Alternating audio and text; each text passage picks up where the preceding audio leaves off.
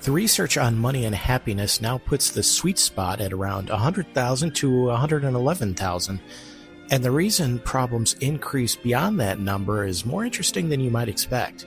A 72-year-old woman who wanted to be a doctor since age 7, raised 4 kids and worked as a nurse practitioner for 45 years, is graduating from medical school, and Gen Z is reviving the American shopping mall. And the reason is the same reason they've been going phone-free. Politics is loud. It takes up all the air in the room. While everyone was staring at that particular situation, a bunch of other things happened. I'm Keith Conrad, and this is News Side Quest.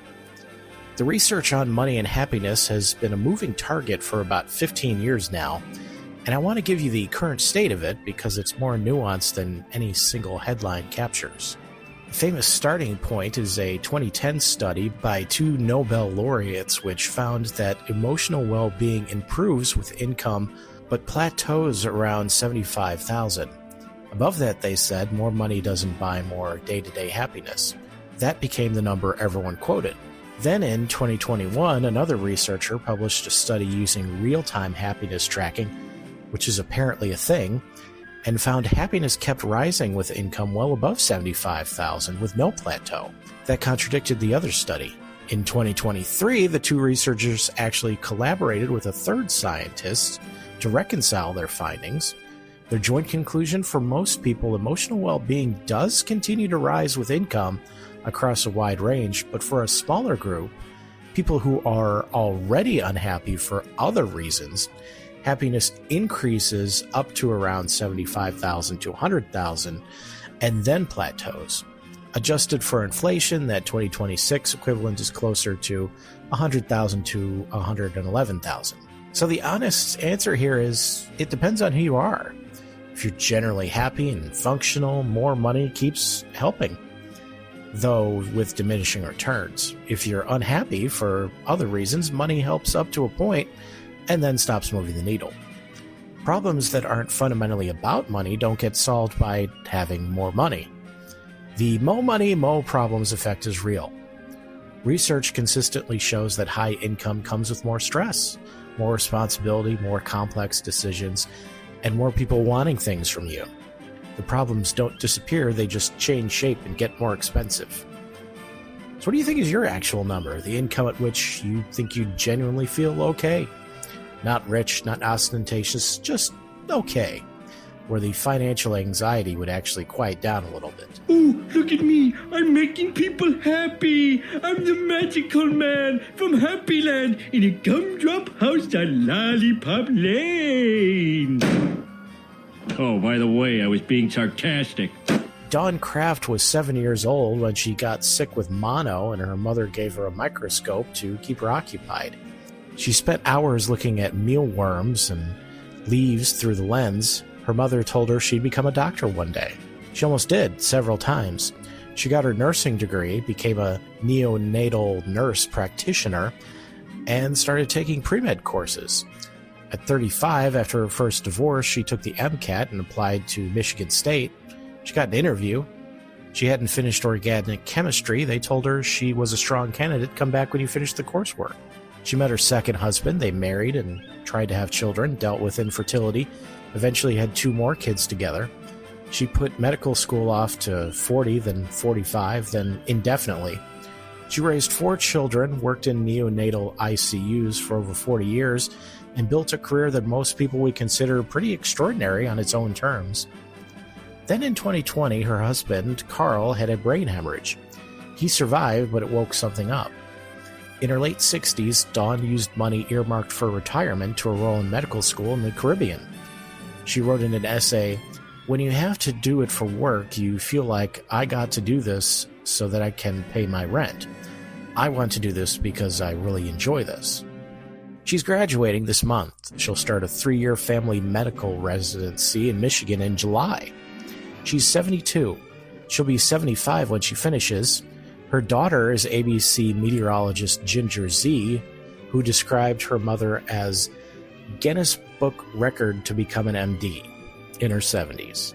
I want to say something about the 45 years she spent as a nurse practitioner before this, because I think it's the most important part of the story. She wasn't waiting, she was just living her life. She raised 4 kids, built a career, showed up to work in the neonatal ICUs where the stakes are about as high as they can get. The medical school dream didn't cancel any of that. It added to it.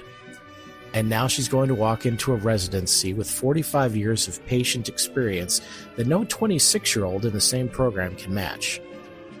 So what's the dream you've put on the back burner that you haven't fully let go of yet? Not the one you've made peace with abandoning, the one that still comes up. Are you crying? Am I crying? No, I'm not crying. You're crying. Gen Z retail spending is expected to surpass $12 trillion globally by 2030, growing faster than any other generation. And a significant portion of that spending is actually happening in physical malls, not just online. A 2023 survey found that 60% of Gen Zers visited malls just to socialize. Mall vacancy rates have hit a 2-decade low. Luxury malls in particular are having a renaissance, driven by Gen Z's aesthetic sensibility and appetite for experiences. Mall operators are redesigning spaces specifically for Gen Z. Social media-friendly dressing rooms, indoor rock climbing walls, food halls, activities that don't require purchasing anything at all. Gen Z shoppers told reporters that malls offer a social connection that online shopping simply can't replicate. One shopper put it plainly, "We grew up online. The mall is where you can actually be somewhere." That math adds up. Think about everything we've covered this month. The phone detox research, the loneliness and memory study, the recess conversation, Bandcamp revival, the Hadzabi deciding whether to trade their world for ours.